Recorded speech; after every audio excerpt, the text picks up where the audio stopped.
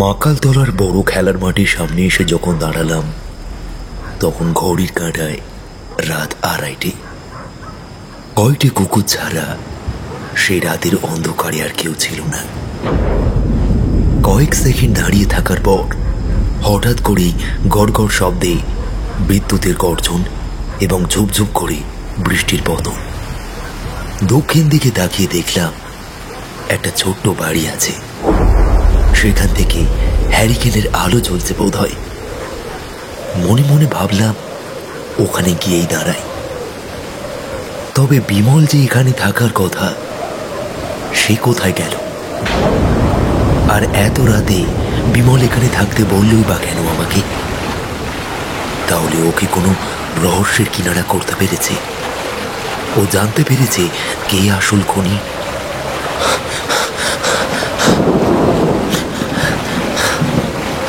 ছুটে এসে বাড়িটার মধ্যে দাঁড়ালাম। ভালো করে বাড়িটাকে দেখলাম, তারপরে ভাবলাম না, এটা কোনো একটা ভগ্ন পোস্ট অফিস বলে মনে হচ্ছে। বিগত কয়েক বছর এই পোস্ট অফিসে মনে হয় কেউ আসেনি। চমকে উঠলাম আমি। হাড় ভাঙার একটা শব্দ হলো খট করে।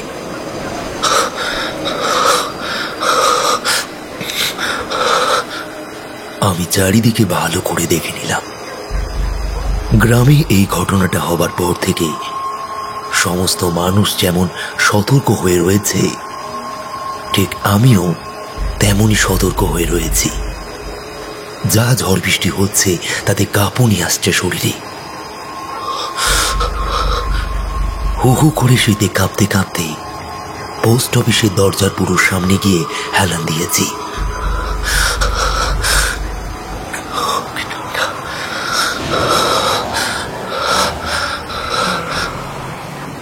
ঠিক সেই সময় আমার মনে হলো ঘরের ভেতর থেকে কেউ একটা কথা বলছে ফিসফিস করে।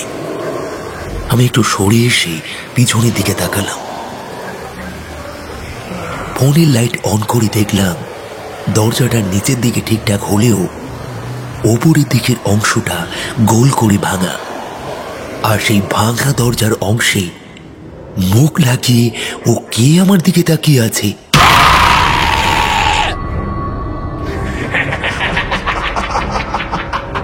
খল খল করে হাসছে আমাকে দেখে।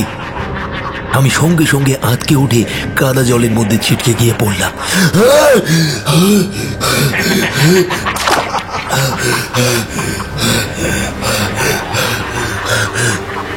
দরজায় যে মুখ লাগিয়ে আমার দিকে চেয়ে রয়েছে তাকে তো আমি চিনি। দরজাটা কর্মর শব্দ করে মাটিতে পড়ে যায়, আর সে হাসতে হাসতে এগিয়ে আসে আমার দিকে। আমি আর দেরি করি না, উঠে পালিয়ে যাবার চেষ্টা করি, কিন্তু হঠাৎ করেই মাটির ভিতর থেকে কে যেন আমার পাটা চেপে ধরে।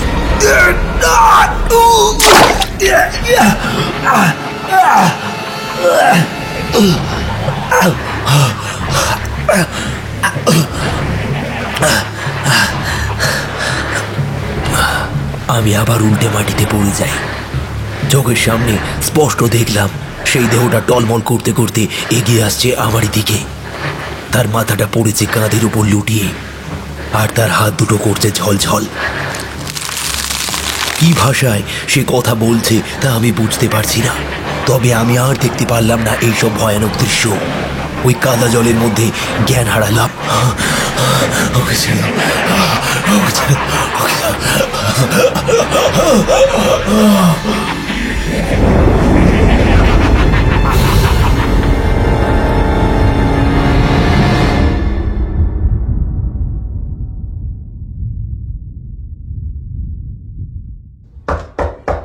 আসতে পারি স্যার? আরে মানুষ যে, এসো এসো এসো, তোমার জন্যই অপেক্ষা করছিলাম।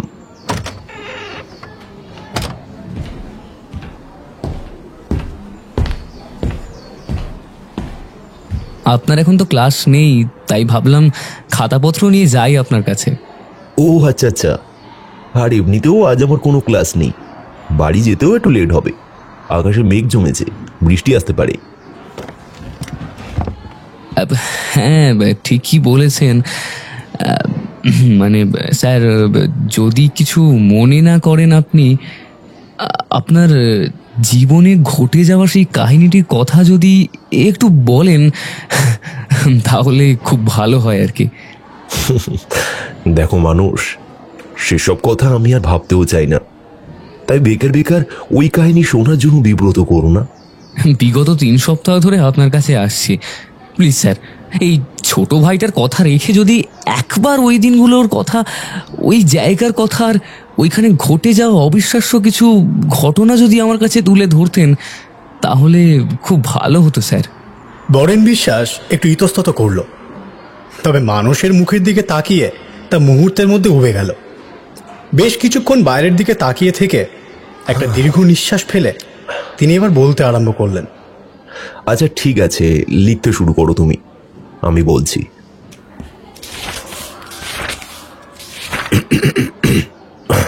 রেডি? শুরু করি তাহলে। হ্যাঁ স্যার। যে ঘটনার কথা তোমাকে বলতে যাচ্ছি মানুষ, সেটা আজ থেকে প্রায় 7 বছর আগের ঘটনা। সেবারে আমার ট্রান্সফার হয়েছিল দক্ষিণ 24 পরগনা জেলার মাকালতলার এক স্কুলে। তুমি বুঝতেই পারছো কতটা দূর আমার বাড়ি থেকে। তবে চিন্তামুক্ত হয়ে গিয়েছিলাম, তার কারণ আমার এক ঘনিষ্ঠ বন্ধু মহিম হালদার ওই গ্রামেই বাস করে। আমি মহিমকে ফোন করে বলেছিলাম যে যাতে থাকা খাওয়ার একটা ব্যবস্থা ওখানে করে দেয়। সে তখন বলেছিল কোনো ব্যাপার নয়, তার বাড়িতেই আমি থেকে যাব। মহিম হালদার এখন আর বেঁচে নেই, কিছু বছর আগে হার্ট অ্যাটাকে মারা যায়। বেঁচে থাকলে তোমাকে নিয়ে যেতাম তার কাছে। তার মতো দিল খোলা আমোদে ফুর্তিবাজ মানুষ খুব কমই দেখা যায়। তো যেদিন ওই গ্রামের উদ্দেশ্যে রওনা দিয়েছিলাম সেদিনও এইরকমই বৃষ্টি হচ্ছিল। ট্রেনে করে সোজা চলে গেলাম করঞ্জলি স্টেশনে।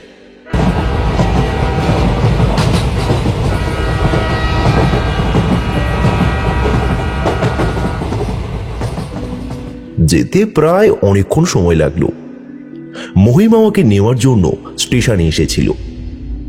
মহিমের চেহারাটা ছিল ছোটখাটো, কিন্তু অন্তরটা ছিল মস্ত বড়। অনেকদিন পর তার সাথে দেখা হলো আমার, এবং তাকে দেখতে পেয়ে আমি সত্যি খুবই আনন্দিত হলাম। অনেক বছর পর দেখা তো, তাই অনেক দিনের জমানো সুখ দুঃখের কাহিনী আমাদের মধ্যে বলা বাকি ছিল। তার বাড়িতে এসে খাওয়া দাওয়া করে অনেক রাত পর্যন্ত বসে গল্প করলাম। তার পরের দিন মাকালতলা স্কুলে জয়েন হলাম। খুব ভালো একটা স্কুল, আর মানুষজন খুবই সদাশয়। আমার স্কুল মাস্টারের জীবনে অদ্ভুত বা অবিশ্বাস্য ধরনের কখনো কিছু আমি দেখিনি মানুষ। অন্য 5 জন স্কুল মাস্টারের মতোই অত্যন্ত সাধারণ ও একঘেয়ে রুটিন বাঁধা কর্তব্যের মধ্যে দিয়েই দিন কাটিয়ে চলেছি আজ বহু বছর। তবে ওই একটা ঘটনা আমার মন বা মস্তিষ্ক সম্পূর্ণ ঘুরিয়ে দিয়েছিল। প্রথম 7 দিন আমার বেশ ভালো লাগছিল জায়গাটা, তবে তারপর থেকে শুরু হলো আসল ঘটনা।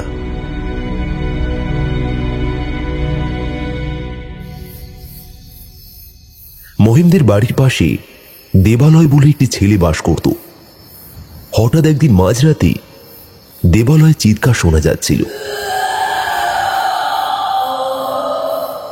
অত্যন্ত কষ্টে চিৎকার করছে সে।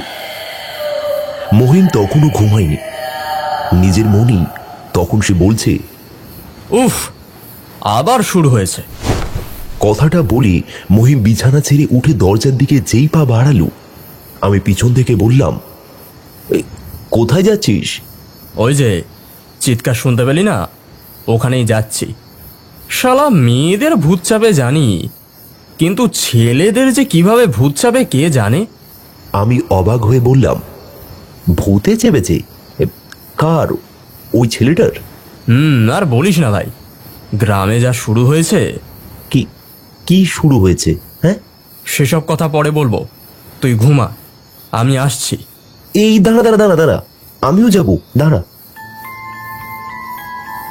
আমরা দুজনে দেবালয়ের বাড়ির উঠোনের সামনে যখন গেলাম, তখন দেখলাম দেবালয় দাওয়ায় বসে বাঁশের খুঁটির গায়ে নিজে নিজেই তার মাথা ঠুকছে।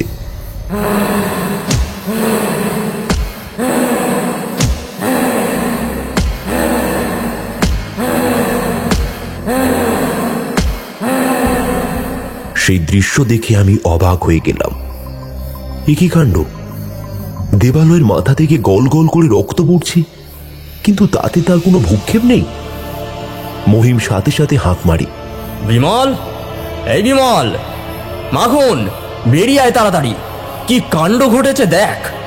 মাখন, এই মাখন। দেখলাম দুটো লোক ছুটি এলো মহিমের ডাকে। তাদের মধ্যে থেকে একজন বলল, কি হলো মহিমদা, কি হলো? ওই দেখ, চামেলির আত্মা দেবালয়কেও ছাড়লো না। আরে কথা পরে হবে, আগে চল, ওকে আটকাতে হবে, না হলে সাংঘাতিক ঘটনা ঘটে যেতে পারে। আমরা চারজন মিলে দেবালয়কে চেপে ধরলাম, কিন্তু কি বলবো মানুষ, কি গায়ে শক্তি! আমরা চারজন মিলেও তার কাছে তুচ্ছ। আরো 2-3 জনকে ডাকা হলো। দেবালয়ের কি গর্জন, কি চিৎকার! 7-8 জন মিলেও একটা মানুষকে ধরে রাখাও অসম্ভব হয়ে দাঁড়িয়েছে। দেবালয় কারোর গলা টিপে ধরে, তো আবার কারোর মাথার চুল টেনে ধরে। আমার গলায় যখন সে খামচে ধরল, তখন আমি দেবালয়কে ছেড়ে দিতে বাধ্য হলাম। তারপর যা দেখলাম তাতে আমি স্তম্ভিত হয়ে গেলাম। দেবালয়ের মুখ চোখ কি ভয়ঙ্কর হয়ে উঠেছে, কেউ ওকে ধরে রাখতে পারছে না। শেষে ওদের মধ্যে থেকে বিমল কিছু একটা জিনিস দিয়ে দেবালয়ের মুখে আঘাত করে।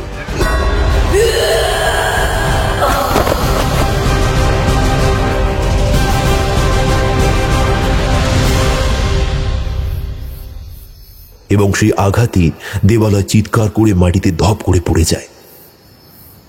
এত শক্তি একটা মানুষের মধ্যে কিভাবে! আমরা খানিকক্ষণ হাঁপাচ্ছিলাম। তারপর দেবালয়কে ধরাধরি করে ঘরে নিয়ে যাওয়া হলো, এবং সেখান থেকে বেরিয়ে আসতে যাব এমন সময় আমার চোখ পড়ল দেবালয়ের ঘাড়ে ইনফেকশন টাইপের একটা দাগ। টাটকা রক্তও লেগে আছে। পোকা টোকা কিছু কামড়েছে নাকি? হ্যাঁ, অতটা আমল দিলাম না। চলে এলাম মহিমদের বাড়িতে।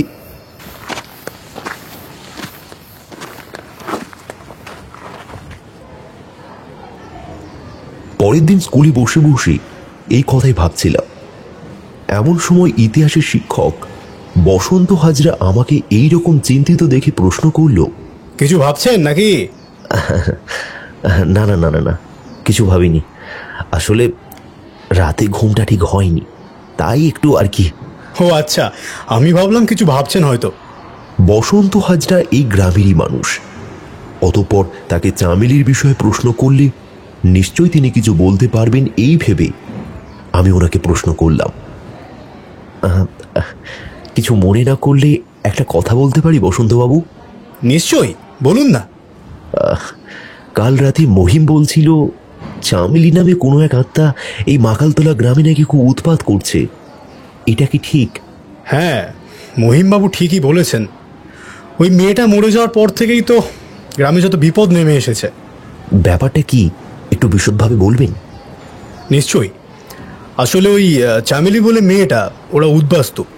ওই মধুখালী রাজখালীর ওইদিকে কিছু উদ্বাস্তুরা থাকে, ওখান থেকেই এখানে এসেছে। বেদে টাইপের বলা যায়। কিছু ফ্যামিলি নিয়ে এইখানে থাকতে শুরু করেছিল। ওরা আসার পর থেকেই গ্রামের অনেক লোকের অসুবিধা হয়। মহিমবাবু আরও অনেকে মিলে ব্যাপারটাকে মিটিয়ে দেয়। তবে এই বেদেদের মধ্যে থেকে একজন খুব মিলেমিশে যায় আমাদের সাথে। তার নাম চামেলি। তার কারণ সে অনেক টোটকা জানত। কারোর যদি দাঁতে খুব পোকা বা ব্যথা করছে, চামেলি কি একটা করে এবং তারপর সেই ব্যথা কর্পূরের মতো উঠে যায়। কারোর পায়ে ব্যথা, মাথায় ব্যথা, তার ঔষধও সে দেয়। এইভাবে আস্তে আস্তে চামেলি সকলের মনে জায়গা করে নিয়েছিল। কিন্তু এরপর একটা সাংঘাতিক ঘটনা ঘটল বরেনবাবু। যেসব মেয়েদের বা ছেলেদের চামেলি ঔষধ দিয়েছিল, তারা কিরকম যেন একটা হয়ে যেতে লাগলো। কি রকম বলতে? যেন তাদের শরীরে কোনো অশরীরী প্রবেশ করেছে। সেই অশরীরী যেমন চায় সেই মানুষগুলো ঠিক তেমন করতে থাকে। অশরীরী যে প্রবেশ করেছে সেটা বুঝলো কিভাবে? এক তান্ত্রিক ছিল, এখন জানি না কোথায় আছে। নাম বিশুতান্ত্রিক। সে বলেছিল এই গ্রামের মধ্যে কেউ কালা জাদু করেছে এবং তার জন্যই গ্রামের ছেলে মেয়েদের এই অবস্থা। এই ঘটনা আগে যেহেতু কোনোদিন ঘটেনি, আর চামেলিদের পরিবার আসার পর থেকেই এইরকম কাণ্ড কারখানা হতে শুরু করেছে, তাই সবাই চামেলির উপরেই সন্দেহ করতে শুরু করে। একদিন গভীর রাতে তাদের বাসস্থানের ওখানে মহিমবাবু, আমি আর গ্রামের কিছু মানুষেরা দেখতে যাই যে ওরা রাতের বেলা কি করে, আর ঠিক সেখানেই ধরা পড়ে যায় চামেলি। গভীর রাতে বেল গাছের নিচে বসেছিল সে, আর একটা কঙ্কালের মাথা নিয়ে আগুনের উপর ধরে রয়েছে। তারপর বিড়বিড় করে মন্ত্রোচ্চারণ করছিল। ঘোহরাম ক্লিং শ্রী বটুক ভৈরবায় কালা ওম জাদু টোনাং অপরাধরায়া নায়াং ওম হ্রিম বোম বটুকায়া অপরাধু ধারায় কুরু কুরু বটুকায়া হিম ওম নমঃ শিবায়ম হরম। শিউরে উঠি আমরা যে মেয়েটা দিনের বেলায় এত মানুষের সাথে হেসে খেলে কথা বলে, আর রাতের বেলায় সে এক অন্য রূপে চলে আসে। এই তাহলে কালা জাদু করে গ্রামের সমস্ত ছেলে মেয়েদের বিপদের মুখে ঠেলে দিয়েছে।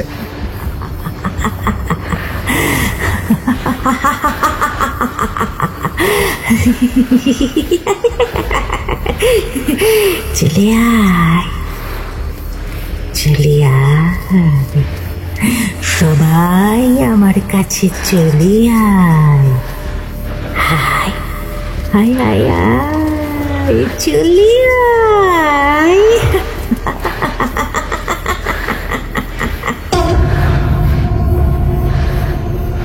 ভয়ঙ্কর রেগে যায় মহিমবাবু। সে পরের দিন চামেলির পুরো পরিবারকে ওখান থেকে চলে যেতে বলে, কিন্তু সেই সময় বেদেরা যেতে চায় না। মহিমবাবু থানার বড়বাবুকে ডেকে এনে মারধর করে তাদেরকে বিদায় করে, কিন্তু চামেলি অত্যন্ত রেগে যায় এবং সে আরও বেশি করে কালা জাদু করতে থাকে, এবং আস্তে আস্তে গ্রামের বেশিরভাগ বাচ্চা বাচ্চা ছেলে মেয়েরা মরতে শুরু করে। পুলিশ এসেও কোনো লাভ হয় না, তার কারণ তারা কিছুই করতে পারছিল না।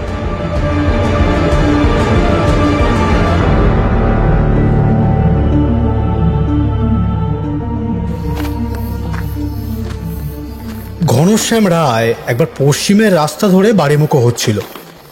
রাত তখন প্রায় 10টা। সেই সময় সে হঠাৎ শুনতে পায় কিছু অস্পষ্ট কথার আওয়াজ। ঘনশ্যাম তাড়াতাড়ি এগিয়ে গিয়ে যেদিক থেকে কণ্ঠ ভেসে আসছিল তার থেকে কিছুটা দূরে এক ঝোপের আড়ালের মধ্যে দাঁড়িয়ে দেখতে পায় চামেলিকে। ঘনশ্যাম আমাদের কাছে বলে চামেলি নাকি একটি ছেলেকে পাশে বসিয়ে বলছে, শোন, তোকে সমস্ত কিছু শিখিয়ে দেব। আজ থেকে তুই আমার কাছে থাকবি। তোকে ঠিক যেমনটি বলবো তুই তেমনটি করবি, বুঝলি? ঘনশ্যাম তাড়াতাড়ি ওখান থেকে গ্রামের মধ্যে চলে আসে এবং আমাদেরকে খবর দেয়। এরপরেই গ্রামের মোড়ল, মহিমবাবু আর আমরা কজন মিলে পুলিশের কাছে যাই। বড়বাবু সরাসরি আমাদের বলেন, দেখো, এতই যখন উৎপাত করছে তবে কাঁটা সরিয়ে দাও। তার মানে? খুব পরিষ্কার মহিমবাবু, উপরে ফেলে দাও চামেলিকে। এত বাচ্চা বাচ্চা ছেলে মেয়েদেরকে কালা জাদু করছে। যদিও আমি এইসবে বিশ্বাসী নই, তবে আমরা আর এইসবে জড়াতে চাই না। বুঝতেই পারছেন বেদেদের ব্যাপার। কিন্তু স্যার, ও তো থামছে না। থামিয়ে দাও, ওকে মেরে রূপনারায়ণের নদীতে ফেলে দাও। বাকিটা আমি দেখে নেব। কোনো কেস আপনাদের ওপর দেব না, কথা দিলাম। তবে ভিতর থেকে আমাকে কিছু মাল্লু দিও। বুঝতেই পারছেন। আর তারপর থেকেই চামেলিকে আর কোথাও দেখা যায়নি।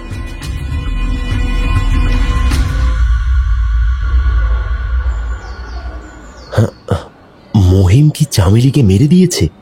দেখুন, সেটা আমি জানি না। তার পরের দিনই বিশেষ কাজের জন্য আমাকে শহরে চলে যেতে হয়েছিল। তবে ধরে নেওয়া যায় মহিমবাবুরা এই কাজটা করেছে। থানার বড়বাবু জানিয়ে দেয় যে কোনো পশুর আক্রমণে চামেলি মারা গিয়েছে, তবে এটা সম্পূর্ণ মিথ্যা। আচ্ছা, ওর আত্মায় কি? হ্যাঁ হ্যাঁ, ওই সেই রকমই তো শুনি। তবে আগের থেকে গ্রামটা এখন অনেক ভালো আছে। মাঝে মাঝে যা খবর শুনি সত্যিই রীতিমতো চমকে ওঠার মতো। চামেলির অতৃপ্ত আত্মা যার শরীরে আসে তার ক্ষমতা বিরাট নাকি হয়ে যায়, তাকে আটকানোর সাধ্য কারণ নেই। ঠিক বলেছেন আপনি। কাল রাতে মহিমদের বাড়ির পাশে দেবালয় বলে একটি ছেলের শরীরে আমি ওই রকম ক্ষমতা দেখেছি। বলেন কি, দেবালয়ের শরীরে চামেলির অতৃপ্ত আত্মা ভর করেছিল? মহিম তো তাই বলল। ও বাবা, কি শক্তি মাইরি! এই দেখুন আমার গলার কি অবস্থা করেছে। আরে বেশ গভীর ক্ষত হয়ে গিয়েছে তো মশাই। তার বলতে, আচ্ছা বসন্তবাবু, দেবালয়কে ঘরে শুয়ে দেবার পর আমি আরো একটা জিনিস লক্ষ্য করেছি। কি লক্ষ্য করেছেন? ওর ঘাড়ে একটা ইনফেকশন হয়ে যাওয়ার মতন দাগ, তাতে টাটকা রক্ত লেগে আছে। মনে হচ্ছে ধারালো দাঁত দিয়ে ফুটো করে কেউ রক্ত চুষে খেয়েছে। কি বলছেন মশাই, আপনিও ওই জিনিসটা লক্ষ্য করেছেন? হ্যাঁ করেছি। কেন, আপনিও? হ্যাঁ, এর আগেও যার যার শরীরে অতৃপ্ত আত্মা প্রবেশ করেছিল তার ঘাড়েও এইরকম ইনফেকশন টাইপের জিনিস দেখা গিয়েছে, আর টাটকা রক্তও ভরেন বাবু। আপনার কি মনে হয় এই কাজটা কি শুধু চামেলি করছে, নাকি এর পিছনে অন্য কেউ আছে? মনে তো হচ্ছে এ কাজ শুধু চামেলির নয়, আরও একজনের সাথে জড়িত আছে। তার কারণ অতৃপ্ত আত্মা রক্ত চুষতে পারে এইরকম কোনোদিন তো শুনিনি। তবে জীবিত মানুষ এইরকম কাজ করতে পারে। অনেক মানুষ আছে তারা এক এক জায়গায় গিয়ে বাসস্থান করে, আর তারপরে সেখানের মানুষদের ভ্রম করে ঘাড়ে রক্ত চুষতে আরম্ভ করে। বসন্তবাবু আর কোনো কথা হলো না। স্কুলের ছুটির ঘন্টা পড়ল। মহিমদের বাড়িতে ফিরে আসতেই দেখলাম দেবালয়ের বাড়িতে লোক জড়ো হয়েছে। মহিমও সেখানে আছে। তার কাছে গিয়ে জানতে পারলাম দেবালয়ের শরীর ছেড়ে এখনো চামেলির আত্মা যায়নি। কাল শুধুমাত্র অজ্ঞান হয়ে যাওয়ার কারণে শরীর ছেড়ে বেরিয়ে গিয়েছিল চামেলি, কিন্তু আবার সে যথাস্থানে দেবালয়ের শরীরে চলে এসেছে। বিশ্বতান্ত্রিক এই এলাকার খুব নাম করা একজন তান্ত্রিক। বহু মানুষের বিপদে আপদে তিনি পাশে এসে দাঁড়িয়েছেন। আজ সকালবেলা মহিম তাকে ডেকে এনেছে। দেবালয়ের ঘরের ভিতর থেকে কর্কশ গলায় চিৎকার শুনতে পাওয়া গেল, আর তার সাথে আরো একটি গম্ভীর গলাও ভেসে আসলো। কিরে, শরীর ছাড়বি না? ছাড়বি না শরীর? এই নে, এই নে, দেখ দেখ কেমন লাগে। ধরবি না নাকে, বড্ড বাজে গন্ধ। ধরবি না নাকে। দেহ ছেড়ে দে, ছেড়ে দে বলছি, না হলে ওম ক্রিং ক্রিং হ্রুং হ্রুং হ্রিং হিং দক্ষিণে কালিকায় ক্রিং ক্রিং ক্রিং হ্রুং হ্রুং হ্রিং হ্রিং স্বাহা ধর্মার্থ মুখ্যদে দেবী নারায়ণে নমস্তুতে ওম ক্রিং কল্লয়ে নমঃ। ছেড়ে দিচ্ছি, তবে ওদেরকে বাঁচাচ্ছিস? পাপীদের দল ওরা, আমাকে মেরে নদীতে ভাসিয়ে দিয়েছে। আমি কি ক্ষতি করেছি? ক্ষতি করিসনি? করিসনি ক্ষতি? তোর জন্য কত বাচ্চা ছেলেমেয়েরা মরেছে কালা জাদু করা, তাই না? নে নে, এই বার কর কালা জাদু, কেমন ভাবে করিস এবার আমিও দেখি। ছেড়ে দিচ্ছি, ছেড়ে দিচ্ছি। ও বাবা, আমি আর পাচ্ছি না। ছেড়ে দিচ্ছি, ছেড়ে দিচ্ছি আমি। আমরা ঘরের দিকে এগিয়ে গেলাম। তারপর দেখলাম একটা কালো ছায়া কুণ্ডলি পাকিয়ে ঘুরছে চারপাশে। দেবালয় সেই সময় মাটিতে অজ্ঞান হয়ে পড়েছিল। 2-3 জন তাকে ধরাধরি করে পাশের ঘরে নিয়ে গেল। ছব ছব এই বোতলের মধ্যে ঢুকে আয় চামেলি, ঢুকে আয় বলছি, তাড়াতাড়ি ঢুকে আয়। না না না, আমি যাব না, যাব না, কিছুতেই যাব না, যাব না, যাব না। ও, আসবে না, আসবে না, তাই তো। তাহলে এই মন্ত্র পড়া জল তোর গায়ে ছিটিয়ে দিলে প্রেতবানের মতো কাজ করবে, দেখবি দেখবি ধ্বংস করে দেবো তোকে। না না, আমি আসছি, আমি আসছি, আমি আসছি আসছি আসছি।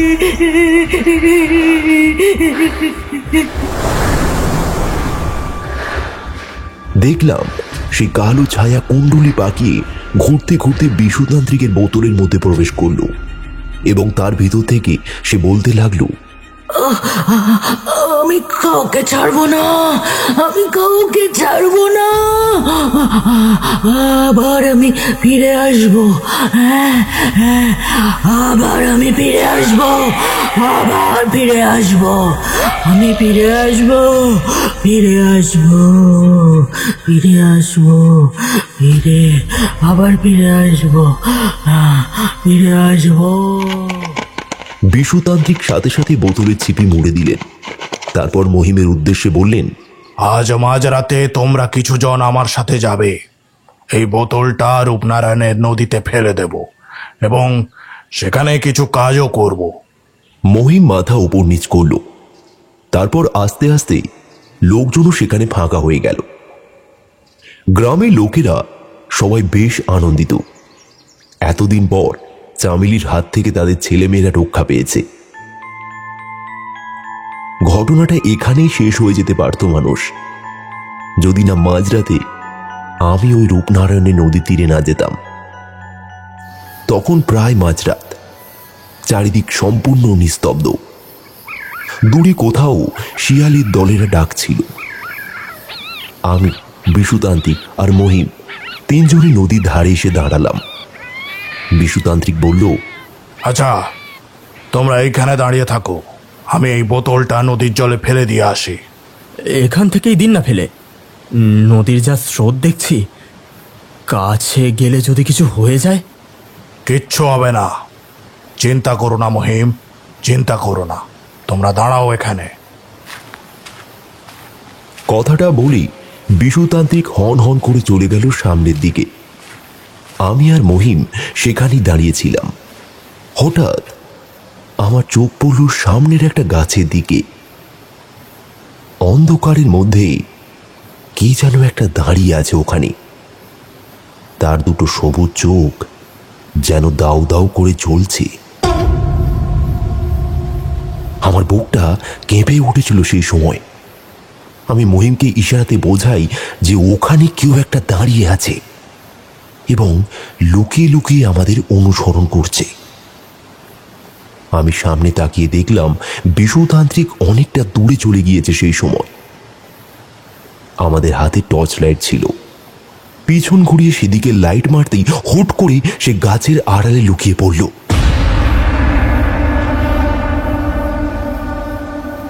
কে ওখানে? কে দাঁড়িয়ে আছে? কোনো কথা বলে না সে। আমি আর মহিম এগিয়ে যাই সামনের দিকে, আর ঠিক তখনই সে বুঝতে পেরে দৌড় লাগায়। একটা হিংস্র চিৎকার করে ছুটতে আরম্ভ করে সে। আমি আর মহিম তাকে ধরবো বলে তার পিছনে পিছনে ছুটতে লাগলাম।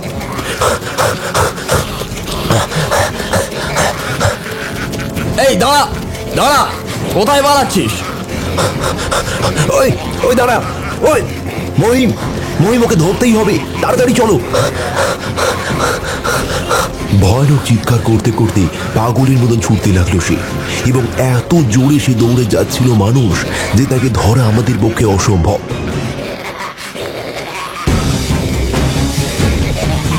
তবুও তাকে ধরবো বলে ছুটে চলেছি, কিন্তু নিমেষের মধ্যেই সে যেন কোথায় গায়েব হয়ে গেল, আর তাকে কোথাও দেখা গেল না।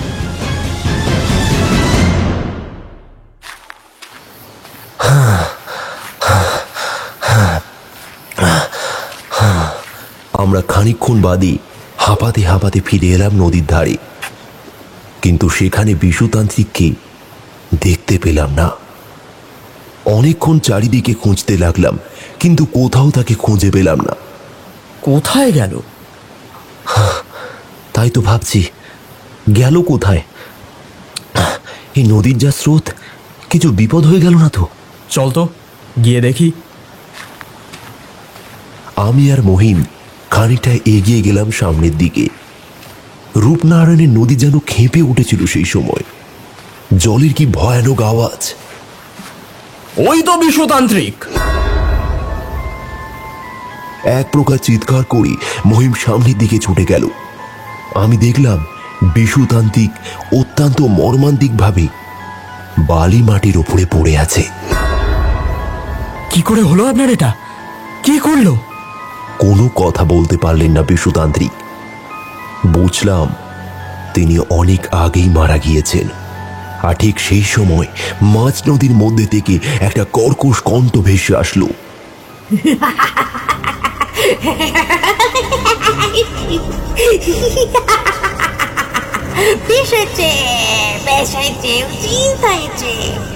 আমাকে বন্দি করেও লাভ নেই,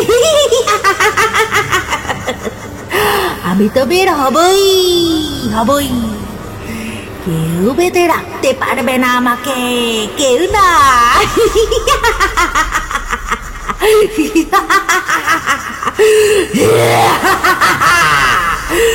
আমাকে বন্দি করে কোনো লাভ নেই, আমি বের হবই।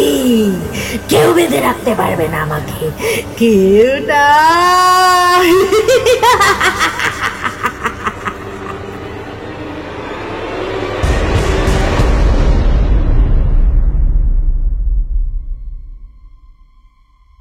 বিভীষিকাময় সে রাতের অভিজ্ঞতা আমরা দুজন কখনো কোনোদিনও ভুলব না। এরপর বেশ কিছুদিন কেটে গেল। গ্রামে কোনো উৎপাত দেখা গেল না, সব স্বাভাবিকভাবেই চলছিল। ঠিক এমন সময় বিমল ঘোষের ছেলে বাসু কাল বিকেল থেকেই বাড়ি ফেরেনি। বাসু আমাদের স্কুলের ক্লাসে 11-এ পড়ে। স্কুল ছুটি হয়ে যাওয়ার পর বাড়ি ফিরে যাওয়ার কথা, কিন্তু তার মা বাবা জানালো সে বিকেল থেকেই বাড়ি ফিরে আসেনি। তার সমস্ত বন্ধুদেরকে বাসুর বাবা ফোন করে খবর নিয়েছিল, কিন্তু তারাও জানালো স্কুলে বাসুর সাথে তারা ছিল, তবে ছুটির পর বাসুকে আর কেউ দেখতে পায়নি। টিউশনও ছিল না, তবে ছেলেটা গেল কোথায়? ঠিক তার পরের দিন সন্ধ্যাবেলা মাকালতলা স্কুলের পাশে বাসুর ডেড বডিটা পাওয়া গেল। এলাকায় খবরটা খুব তাড়াতাড়ি ছড়িয়ে গিয়েছিল সেই সময়। পরের দিন স্কুলে ক্লাস হবে না, বাসুর জন্য শোক পালন করে স্কুল ছুটি দিয়ে দেওয়া হবে। আমি আর মহিম স্কুল ছুটি হয়ে যাবার পর ফরেন্সিক প্যাথোলজির কাছে গিয়েছিলাম বাসুর ব্যাপারে জানতে। তার কাছ থেকে যা জানতে পারলাম সেটা হলো বাসুর মৃত্যু স্বাভাবিকভাবে হয়নি। তার ঘাড়ের কাছে গভীর ক্ষত দেখা গিয়েছে এবং শরীরে বাসুর বিন্দু মাত্র রক্ত ছিল না, এবং গলার নলির ওপর দাঁতের দাগ দেখা গিয়েছে। এই কারণে বাসুর মৃত্যু হয়েছে। থানার বড়বাবুর কাছেও আরো বেশ কিছু জিনিস জানতে পারলাম, যে এর আগেও এইরকম একটা ঘটনা তিনি তদন্ত করেছিলেন, তবে বিশেষ কোনো লাভ হয়নি। আরো কিছুদিন পর মাকালতলার মাঠে ধান ক্ষেতের মধ্যে আরো একটি ছেলে ডেড বডি পাওয়া গেল। সেই একই খুন, ঘাড়ের কাছে একটা গভীর ক্ষত, সেখানে রক্ত লেগে আছে, গলার নলিতে দুটো দাঁতের দাগ। গ্রামের লোকেরা এবার আরো সতর্ক হয়ে গেল। কেউ ভয়ে একা একা রাতের বেলা ঘরের বাইরে বের হয় না। এমনকি স্কুল ছুটির সময় তাদের মা বাবারা টাইমে ছেলে মেয়েকে নিয়ে যেতে আসে। আমি আশ্চর্য হয়ে যাচ্ছি, মানুষ সবকিছু তো ঠিক হয়ে গেল এবং ভালো ভালো সব মিটে গেল, তবে আবার এই রক্তকেকো জানোয়ারটা এলো কোথায় থেকে? কি চাইছে সে? তবে কি সেদিন নদীতে আমরা যাকে দেখেছিলাম গাছের পিছনে লুকিয়ে থাকতে, সেই তাহলে এই সব খুনগুলো করছে আর রক্ত চুষে খাচ্ছে? তার মানে বিশ্বতান্ত্রিককে ওই খুন করেছিল। রাতে মহিমের সাথে এই নিয়ে আলোচনা করছিলাম, নানান কথা চলছিল আমাদের মধ্যে। তবে হঠাৎ আমার মাথায় একটা জিনিস ঘুরপাক খেয়ে গেল। জানি না কিভাবে মাথায় খেলে গেল, তবে তবে এটাই আমি অনেকক্ষণ ধরেই ভাবছিলাম। আমি মহিমকে বললাম, মহিম, রক্তকেকো মানুষটা যাদের যাদেরকে মেরেছে তাদের নামের প্রথম অক্ষর ব দিয়ে হচ্ছে কি দেখতো। মহিম একটু ভেবে বলল, হ্যাঁ, যেমন বাসু, বিশু আর বিনয়। ঠিক বলেছিস। তার মানে ওর নেক্সট টার্গেট কোনো ব নামের মানুষের ওপর হবে। তুই এতটা কনফিডেন্স কিভাবে? দেখ, 3টে মানুষকে মেরেছে এবং 3 জনের প্রথম অক্ষর ব। আমার মন বলছে ওর পরবর্তী টার্গেট আবারও কোনো ব নাম দিয়ে হবে। কিন্তু ব নামের অনেক মানুষ আছে এই গ্রামে, তার মধ্যেও পরবর্তী কাকে মারবে সেটা বুঝবো কিভাবে? খুব পরিষ্কার ব্যাপার, ভোটের কাগজপত্র তো আছে, ওখানে তো সমস্ত মানুষের নাম দেওয়া থাকে। চট করে ওটা জোগাড় কর। মহিম তাড়াতাড়ি করে ভোটের কাগজ জোগাড় করলো। আমরা তাড়াতাড়ি চেক করতে লাগলাম ব নামের কটা মানুষ এই মাকালতলার গ্রামে আছে। চেক করার পর হিসেব করে দেখলাম মোট 32টি ব নামের মানুষ আছে এই গ্রামে, তাদের প্রথম অক্ষর ব দিয়ে। আমি তখন আর একটা কথাও ভাবছিলাম, যে 2 জন মারা গিয়েছে তারা প্রত্যেকেই নাবালক, খালি বিশ্বতান্ত্রিক ছাড়া। অতঃপর বোঝাই যাচ্ছে নাবালক ছেলে মেয়েদের ওপর ওই রক্তকেকো মানুষের বেশি আকর্ষণ। বিমল আর মাখনকে ডাকা হলো, এই ব্যাপারে তাদেরও সাহায্য লাগবে। মাকালতলা গ্রামে টোটাল 500 থেকে 600টা বাড়ি আছে এবং তাদের মধ্যে ব অক্ষরে নাবালক ছেলে মেয়ের সংখ্যা মাত্র 9 জন এবং তার মধ্যে 2 জন মারা গিয়েছে। বাকি রইল 7 জন, 5টা ছেলে এবং 2টি মেয়ে। এর মধ্যে কাউকে সে আগামী কিছুদিনের মধ্যে টার্গেট করবে। মহিম, যে 2 জন মারা গিয়েছে তাদের পরিবারের সদস্যদের একবার জিজ্ঞাসা করতে হবে তাদের ছেলে কেমন প্রকৃতির ছিল, এমনকি এদের যেসব বন্ধুরাও ছিল তাদের কাছেও জানা দরকার। এটা জেনে কি হবে বলেন? এটা জানাটা আমাদের খুব দরকার ভাই, তুই খবর নি না, তারপর আমি তোকে সব বলছি। বিমল আর মাখনকে তাড়াতাড়ি পাঠানো হলো তাদের পরিবারের কাছে। আমি আর মহিম গেলাম বাসু আর বিনয়ের বন্ধুদের কাছে। সমস্ত খবর একত্রিত করার পর যা বুঝলাম তাতে পরিষ্কার বোঝা যাচ্ছে বাসু আর বিনয় এরা খুব উপকারী ছেলে ছিল এবং এরা বন্ধুদের খুব পাশে থাকতো, আর তাদের বিপদে আপদে এরাই নাকি সবসময় ছুটে আসতো। তার মানে উপকার করতে এরা 2 জন খুব ভালোবাসে। তাহলে বাকি 7 জনের ব্যাপারেও আমাদের জানতে হবে এরা কেমন প্রকৃতির মানুষ ছিল। এটা কেন জানতে চাইছিস তুই? দেখ, বিশ্বতান্ত্রিক বাসু ও বিনয় এরা অন্যের বিপদে পাশে থাকতো, তাই তো? দরকারে এরা এসে সাহায্য করত, যেটা ওই রক্তকেকো মানুষ চায় না। তাই জন্য তাদেরকে হয়তো সে টার্গেট করছে।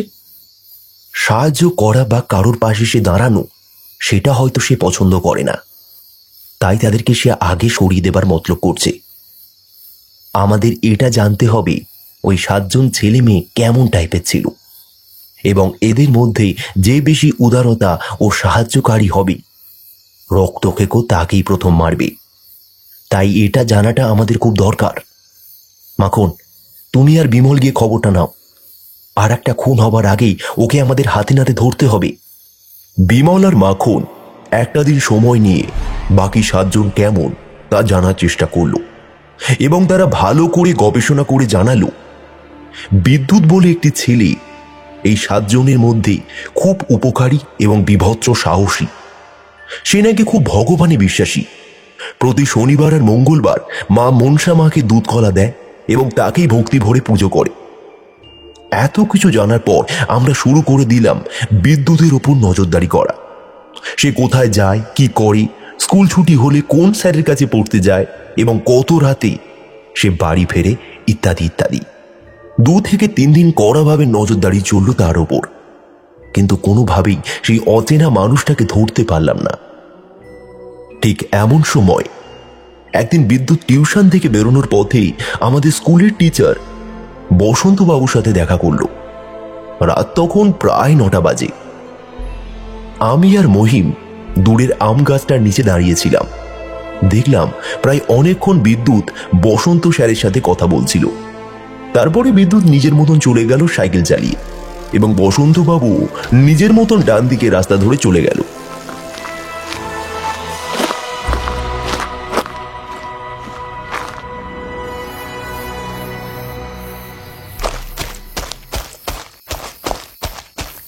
একদম ঠিক মাঝরাতে মাখন ছুটে এলো মহিমদের বাড়িতে। সে এসে খবর দিল এইমাত্র বিদ্যুৎ সাইকেল চালিয়ে কোথায় একটা গেল। বিমল সেখানেই ছিল। মহিম বিমলকে ফোন করল।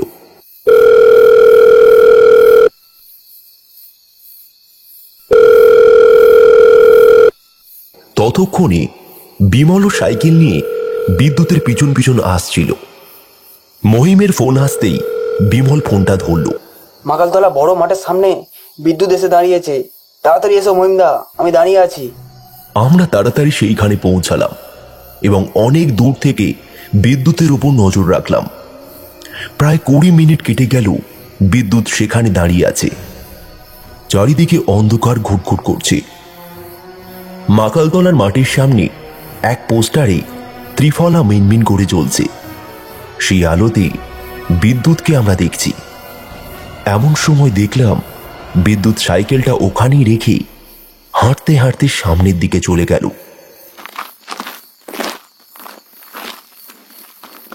মনে হলো কেউ যেন তাকে ডেকে নিয়ে চলে গেল। আমরাও তার পিছন ধরলাম। মাঠের ওপারে এক ভগ্ন পোস্ট অফিস ছিল। বিগত কয়েক বছর নাকি সেটা বন্ধ হয়ে পড়ে আছে।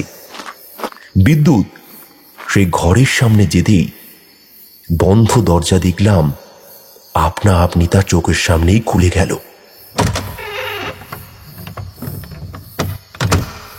এবং তার মধ্যেই বিদ্যুৎ প্রবেশ করল।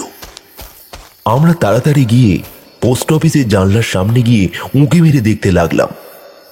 ঘরটা কি বিভৎস অন্ধকার। কোনো সাড়া পাওয়া যাচ্ছে না কেন? সেটাই তো ভাবছি। চুপ চুপ চুপ, কেউ আসছে মনে হয় এইদিকে। আওয়াজটা সামনে আসতেই আমরা লুকিয়ে পড়লাম। হঠাৎ জানলা বন্ধ করার আওয়াজ পেলাম।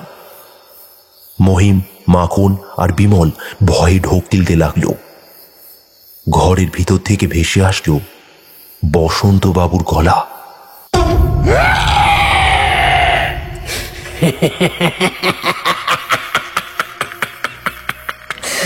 শুয়ে পড়, আরাম করে শুয়ে পড়, ওখানে ওখানে আরাম করে শুয়ে পড়। কোনো ভয় নেই, কোনো ভয় নেই, আমি তোকে এত তাড়াতাড়ি শেষ করব না।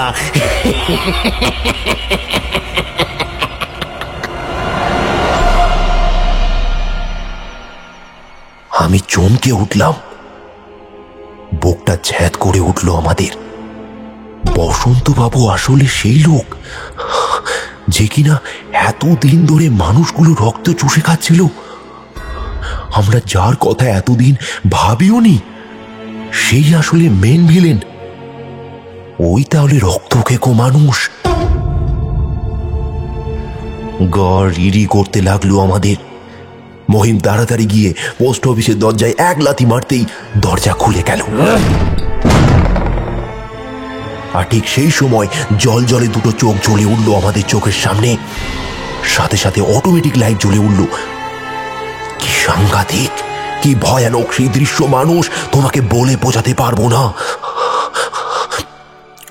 বসন্তবাবু ভয়ানক অট্ট হাসিতে ফেটে পড়ল। তারপরে গম্ভীর গলায় বলল,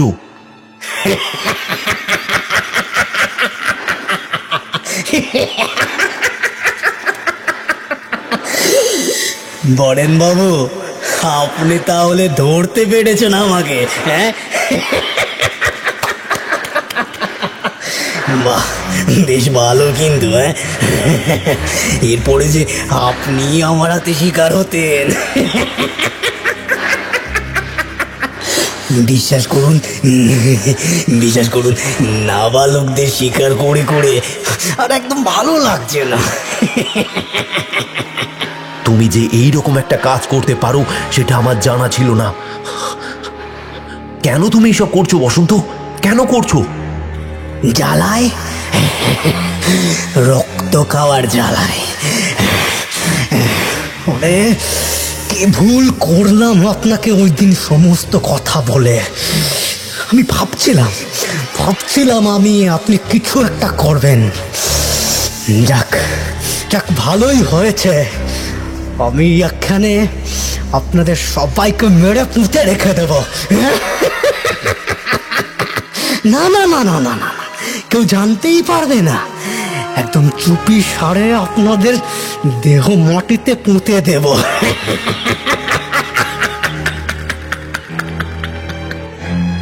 দেখলাম বসন্ত আস্তে আস্তে লম্বা হতে লাগলো আর খিলখিল করে অট্ট হাসি হাসতে লাগলো। সে কি বিভৎস রূপ তার! আমাদের হাত পা কাঁপতে লাগলো ঠক ঠক করে। মহিম দরজা ধরে কাঁপতে আরম্ভ করলো। যে লোকটা মাটিতে শুয়েছিল সে যেন ঠক ঠক করে কাঁপছে। আমি আর মাখন বসন্ত দিকে এগিয়ে যাব, ঠিক এমন সময় বসন্ত পাখির মতন উড়ে দেওয়ালে সেঁটে গেল। শরীরটাকে ঘড়ির পেন্ডুলামের মতন ঝুলিয়ে দিল। পায়ের চেটো সিলিংয়ে এঁটে আছে, মাথাটা নিচের দিকে। তার ভয়ানক চোখের চাউনিতে দরজা জানলা সজোরে আপনা আপনি বন্ধ হয়ে গেল।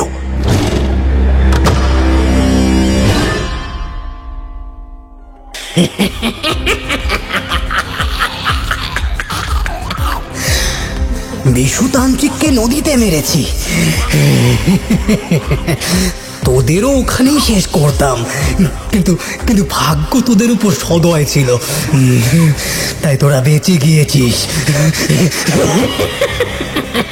তোকে আজ বাঁচবি না তোরা।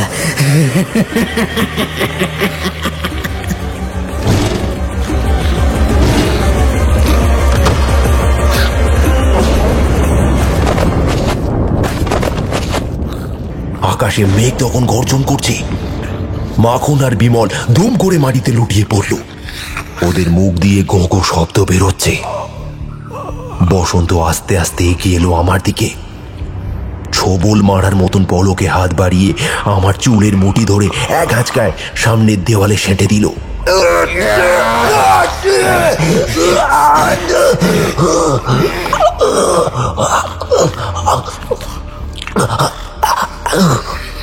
তারপর দাঁত খিচিয়ে হিসিস করে বললেন, এতদিনে লুকোনো কাজ সব মাটি করে দিয়েছিস তুই।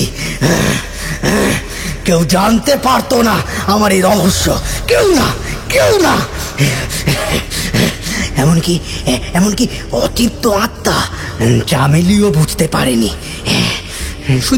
শুধু তোর জন্য আমি ধরা পড়ে গেছি, তোর জন্য। আজ আমি তোকে জীবন্ত চিবিয়ে খাবো মাস্টার, তোকে জীবন্ত চিবিয়ে খাবো আমি মাস্টার। কাল থেকে তোকে আর স্কুলের মধ্যে দেখতে পাবো না মাস্টার। এটা জেনে বড় খারাপ লাগছে আমার।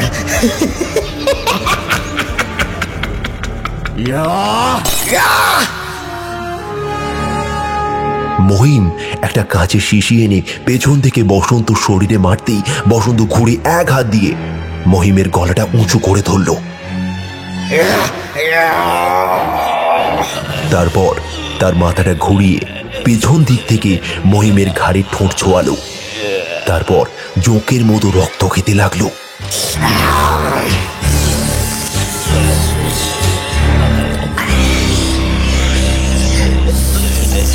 আমি তাড়াতাড়ি সামনে পড়ে থাকা একটা শাবল নিয়ে ওকে মারবো বলে এগিয়ে যাচ্ছি। ঠিক সেই সময় আমার গলাটাও ধরে ঠিক মহিমের মতোই ঘাড়ে ঠোঁট ছোয়ালো।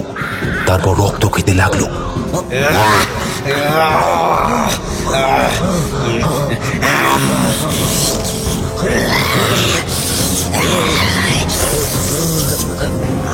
খানিকটা রক্ত খেয়ে নিয়ে সে বলল,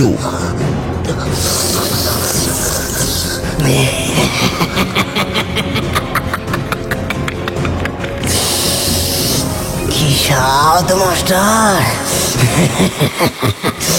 মাস্টার, তোর রক্তে যে কি নেশা সেটা তোকে বলে বোঝাতে পারবো না।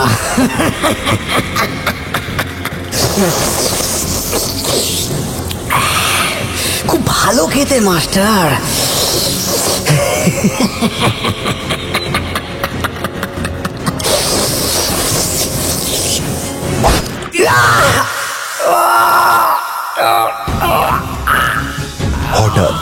আমাদের ঘাট থেকে ঠোঁট সরিয়ে চিৎকার করে উঠল বসন্ত।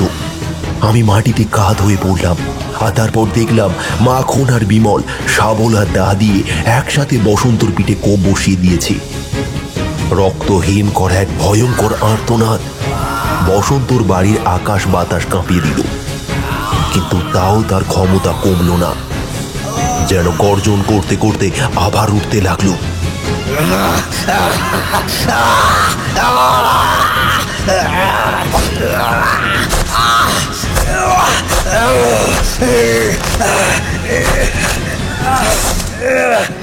আমি আর মহিম মিলে তাকে ঝাপটে ধরলাম।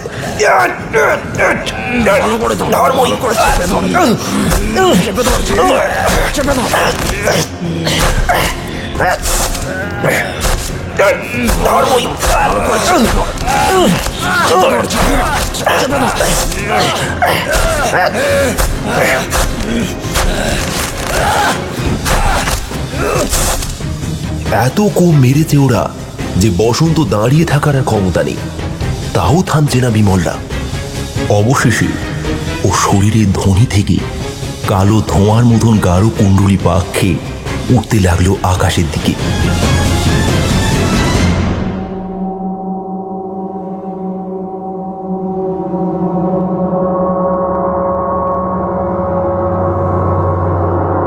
আমরা মুখ তুলে সেই ধোঁয়ার দিকে দেখতে লাগলাম।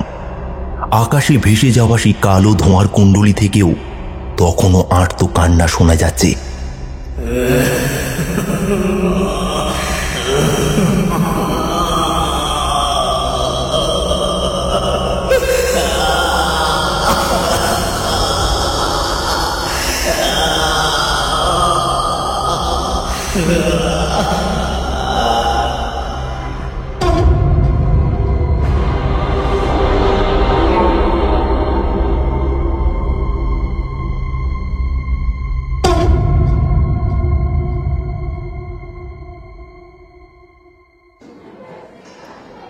সে এক বিভীষিকাময় রাত আমরা পার করেছি মানুষ। নিশ্চয়ই তুমি বুঝতে পারছো।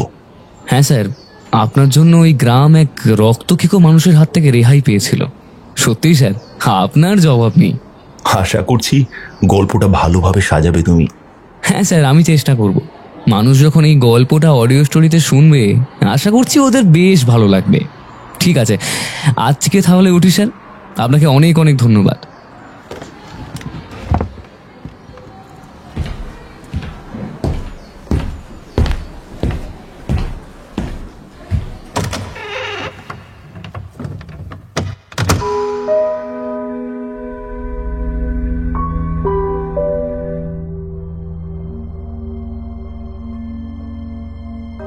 শুনছিলেন আজকের গল্প মাকাল তলার মাঠ।